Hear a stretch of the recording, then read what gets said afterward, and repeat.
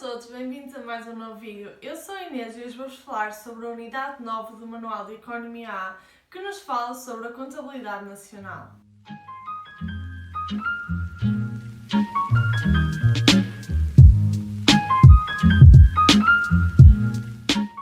Primeiramente vamos falar sobre o conceito de contabilidade nacional.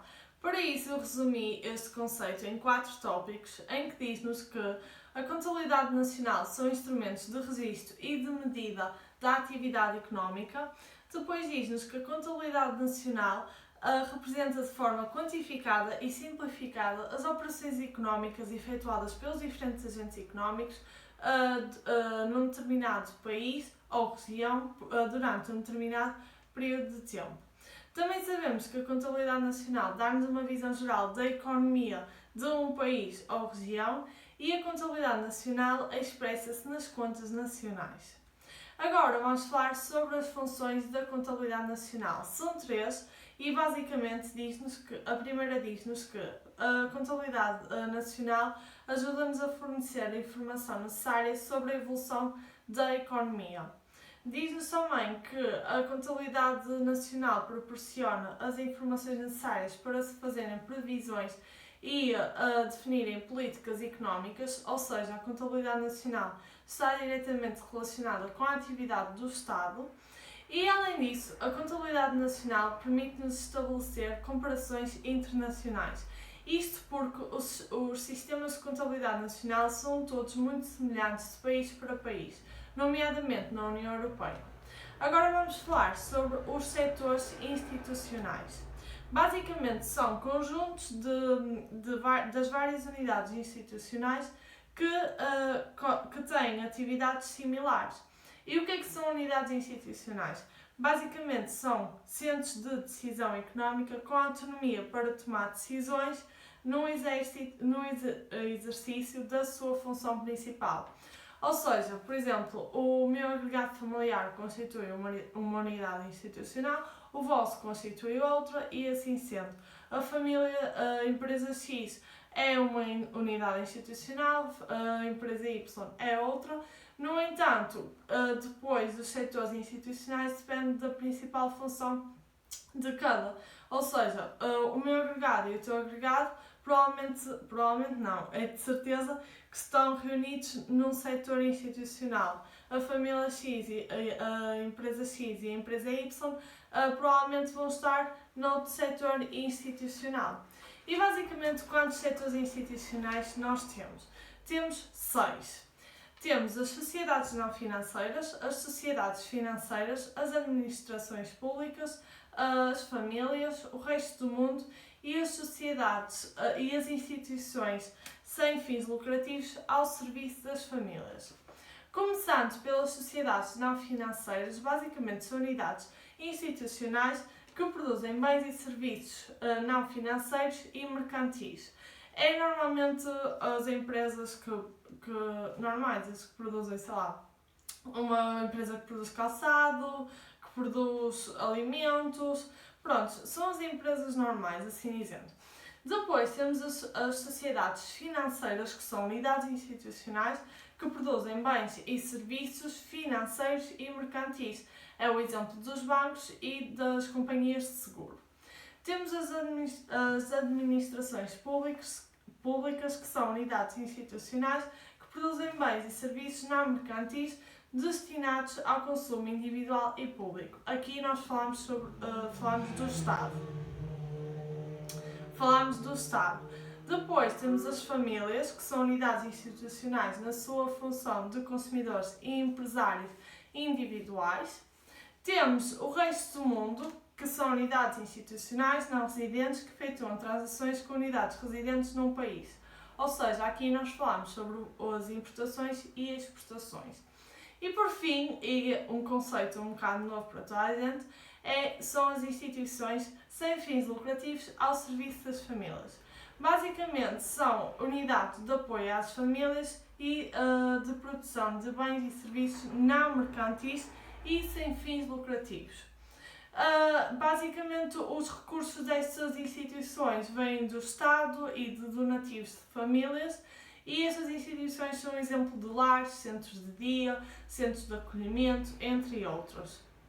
Agora vamos falar sobre o território económico, também muito importante agora no estudo de economia.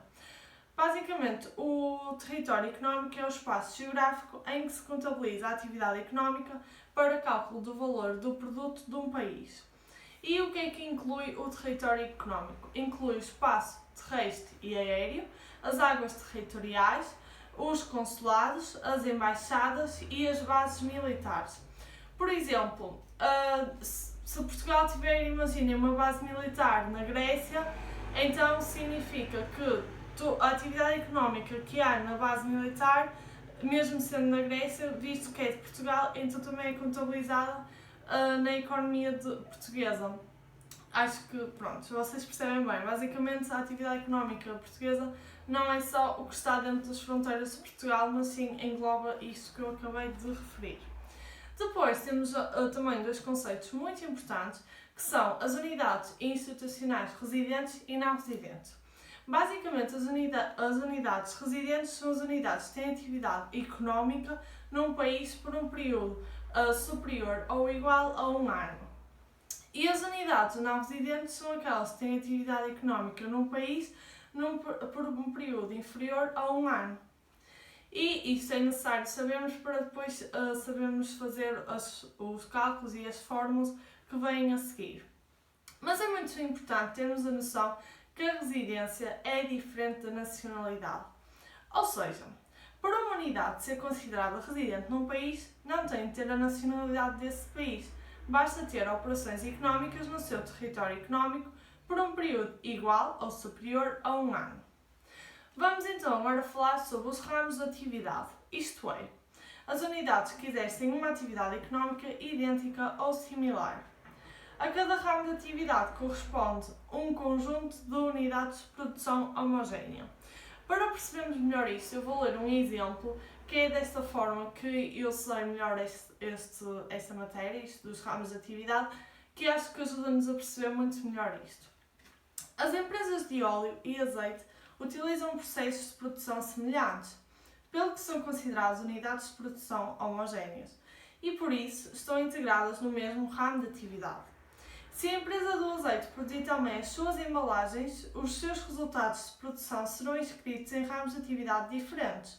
Ou seja, o valor da produção do azeite e do óleo será registado num ramo e o valor da produção das embalagens noutro ramo de atividade.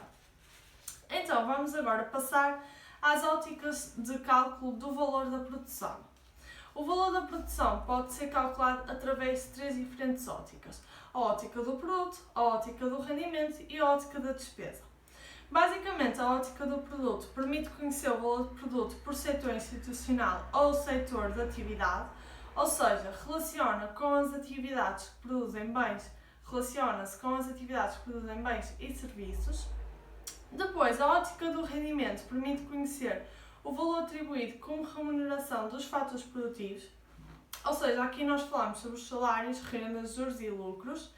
E por fim, a ótica da despesa permite conhecer os gastos dos setores institucionais.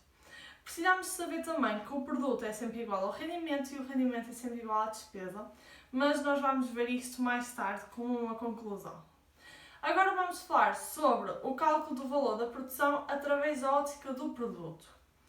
Antes de mais, para calcularmos, é necessário nós sabermos distinguir os bens de consumo final dos bens de consumo intermédio.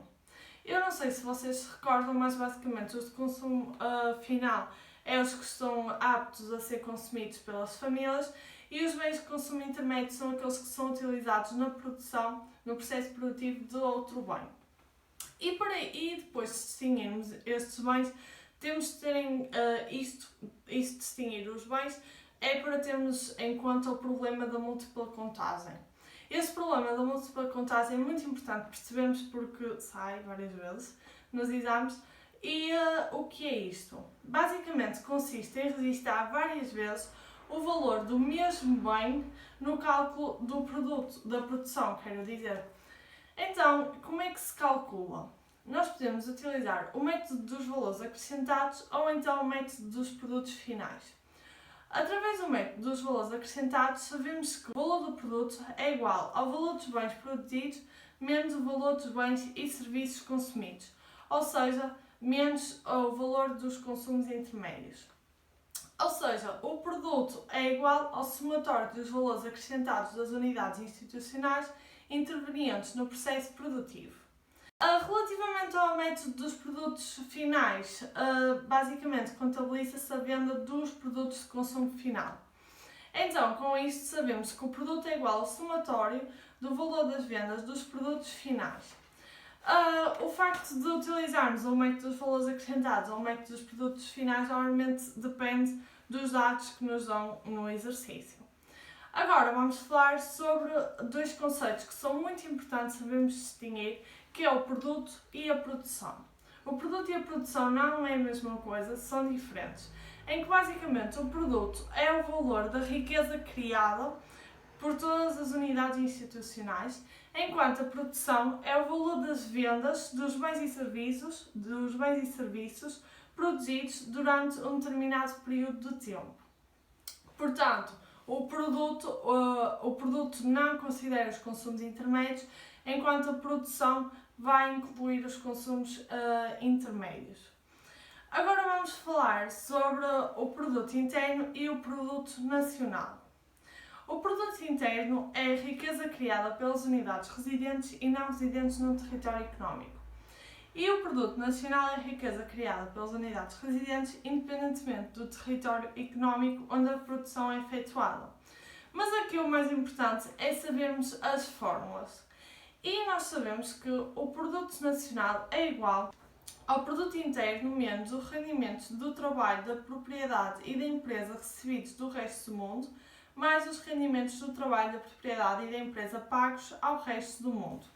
Por outras palavras, o produto nacional é igual ao produto interno mais o saldo dos rendimentos do trabalho, da propriedade e da empresa com o resto do mundo. Ou seja, SRRM. Eu estou a dizer essa sigla porque vamos usá-la mais à frente agora. E então, com isso, podemos concluir que o produto interno é igual ao produto nacional menos os SRRM. Agora vamos ver o que é o produto bruto e o produto líquido. Precisamos saber o que é o consumo de capital fixo. Basicamente, são os custos associados à depreciação dos bens de equipamento. E sabemos que o produto bruto é igual ao produto líquido mais o consumo de capital fixo. Por outro lado, o produto líquido é igual ao produto bruto menos o consumo de capital fixo. Ou seja, o consumo de capital fixo vai ser igual ao produto bruto menos o produto líquido. Agora vamos falar sobre o produto a preços de mercado e o produto a custo de fatores. O produto a custo de fatores corresponde ao preço a que o produto sai da empresa. Ou seja, vai corresponder ao valor acrescentado bruto, que recapitulando é o valor da produção menos os consumos intermédios. Por outro lado, o produto a preços de mercado vai ser o preço do bem, o preço de venda do bem. Ou seja, vai incluir os impostos indiretos e excluir os subsídios à produção. Portanto, podemos dizer que o produto a preços de mercado vai ser igual ao produto a custo de fatores mais os impostos indiretos menos os subsídios à produção. Daí podemos concluir algumas fórmulas, como é o caso que o PIB a preços de mercado é igual ao PIB a custo de fatores mais os impostos indiretos menos os subsídios à produção. Paralelamente, o PNB a preços de mercado é igual ao PNB a custo de fatores mais impostos indiretos menos subsídios à produção. Para quem não sabe, o PIB é o Produto Interno Bruto e o PNB é o Produto Nacional Bruto. Sabemos ainda que o PIB a custo de fatores vai ser igual ao somatório dos valores acrescentados brutos. Para finalizar a ótica do produto, vamos falar sobre o produto a preços correntes e o produto a preços constantes. Isto é muito importante e também sai imensas vezes. E basicamente o que é isto? O produto a preços correntes é a variação nominal do produto, que resulta de variações do preço e das quantidades produzidas. Portanto, o PIB a preços correntes vai ser igual ao preço do bem ou serviço vezes as quantidades transacionadas. Aqui nós consideramos sempre o mesmo ano. não consideramos anos diferentes, não temos propriamente o ano base. Isso porque no produto, no PIB a preços constantes, ou seja, nós aqui estamos a falar da variação real do produto, que depende da evolução das quantidades produzidas, apenas das quantidades, não dos preços. E aqui a fórmula vai ser que o PIB a preços constantes é igual ao preço de um bem ou serviço no ano base, vezes as quantidades transacionadas no ano a considerar. Então pode-se dizer que o PIB a preços correntes é a mesma coisa que o PIB nominal e o PIB a preços constantes é a mesma coisa que o PIB real. E quais é que são as vantagens do PIB real? O PIB real permite eliminar o efeito da variação dos preços e apenas tem em consideração a variação das quantidades produzidas. Além disso, permite avaliar a variação real do produto. Vamos agora passar para o cálculo do valor da produção através da ótica do rendimento. Aqui precisamos saber que o que remunera os fatores produtivos intervenientes no processo produtivo é o VAB, ou seja, o valor acrescentado bruto. E aqui nas remunerações temos as remunerações do fator trabalho, que é o salário, e as remunerações do fator capital, que é as rendas, lucros e juros. E precisamos saber a soma dos rendimentos vai ser igual ao PIB a custo de fatores. Portanto, o PIB a custo de fatores vai ser igual às remunerações do trabalho, que são os salários, mais o excedente bruto da exploração, que são as rendas, juros e lucros. E além disso, o rendimento nacional bruto vai ser igual ao PIB a preços de mercado mais SRRM, ou seja, o saldo dos rendimentos com o resto do mundo. Conclui-se então que o RNB a preços de mercado é igual a PNB a preços de mercado. Temos que ter uma pequena noção que o rendimento nacional permite-nos a calcular o rendimento disponível dos particulares. Agora sim, vamos passar ao cálculo do valor da produção através da ótica da despesa. Vamos precisar de saber as 4 componentes da despesa, que são o consumo, o investimento, as exportações e as importações. Sobre o consumo, temos o consumo privado e o consumo público, e basicamente o consumo privado é realizado pelas famílias e pelas instituições sem fins lucrativos ao serviço das famílias, na aquisição de bens e serviços para a satisfação das suas necessidades, com a exceção da aquisição de habitação. Ou seja, na compra da habitação não é considerado um consumo, mas sim um investimento. Relativamente ao consumo público, temos de saber que é efetuado pelo Estado na aquisição e criação de produtos e serviços para a satisfação das necessidades coletivas, como é o exemplo da saúde, da educação, da justiça, entre outras. Acerca do investimento, ou seja, da aquisição de bens e serviços que não se destinam ao consumo final, nós podemos falar sobre a formação bruta de capital fixo e a variação de existências. Já falámos um bocado disso na matéria de 10º ano, mas aqui vamos falar um pouco mais aprofundado. Basicamente, a formação bruta de capital fixo são as despesas efetuadas pelas empresas e pelo Estado na aquisição de bens, como máquinas e edifícios e outro material utilizado no processo produtivo ou na satisfação das necessidades coletivas, incluindo a aquisição de habitação por parte das famílias. Já as variações de existências correspondem à diferença entre a entrada de existências e as saídas e perdas correntes. Ou seja, a variação de existências inclui as matérias-primas, as matérias subsidiárias, os produtos e o trabalho em curso e os produtos acabados.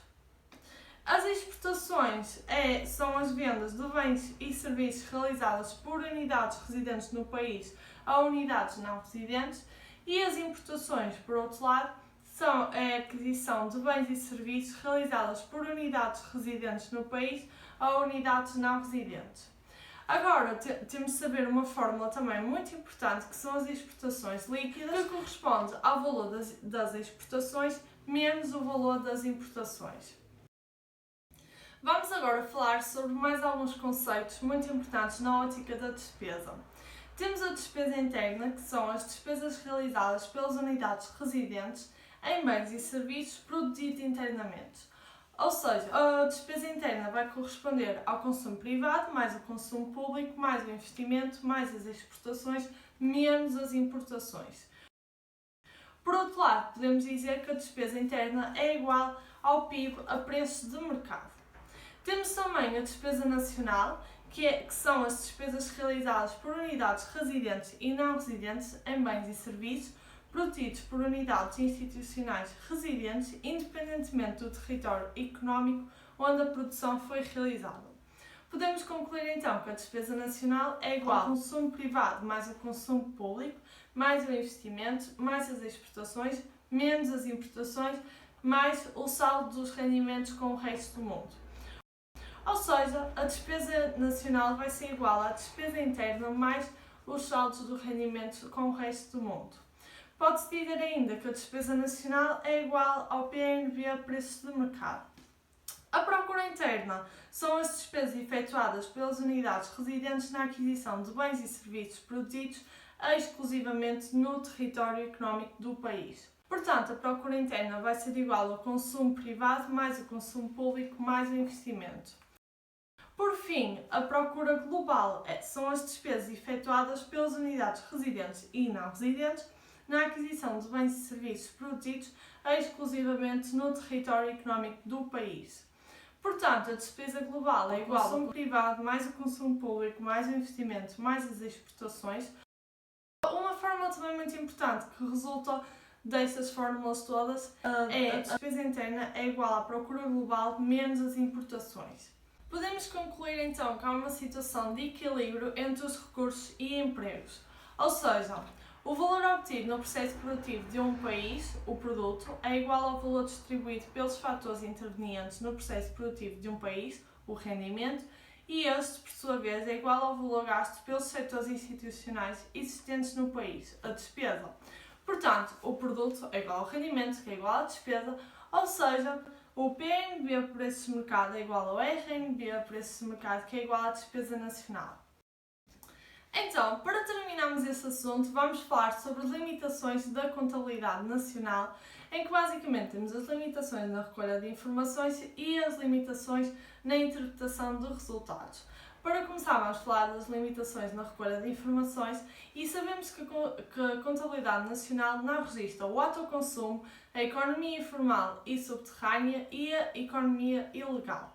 Além disso, a contabilidade nacional não contabiliza as externalidades. Para quem não sabe, as externalidades podem ser positivas ou negativas e é basicamente o impacto que a atuação de um determinado agente económico tem sobre o bem-estar de outro agente económico. Sobre as externalidades negativas, isto é, as externalidades das quais resultam benefícios para a sociedade, temos como exemplo o aparecimento de projetos ligados à investigação que pode trazer efeitos positivos sobre toda a sociedade. Relativamente às externalidades negativas, isto é, as externalidades das quais resultam custos para a sociedade, temos como exemplo as empresas poluidoras do meio ambiente que degradam a qualidade de vida dos habitantes das regiões onde se instalam. Agora sim, vamos às limitações na interpretação dos resultados e aqui temos 3 tópicos que dizem-nos que o produto pode não traduzir o bem-estar material da sociedade. Além disso, o produto não traduz efetivamente tudo sobre a qualidade de vida das pessoas e, por fim, o produto pode esconder as desigualdades na repartição dos rendimentos e também no acesso a bens considerados de primeira necessidade. E, como exemplo, temos que o produto não contabiliza as condições de trabalho, por exemplo, a utilização de mão de obra infantil ou de longos horários de trabalho, não contabiliza o acesso a bens coletivos, como é o caso da saúde e da educação, e por fim também não contabiliza o tempo de lazer. É esse o resumo da unidade 9, espero que tenham-vos ajudado e vejo-vos no próximo vídeo.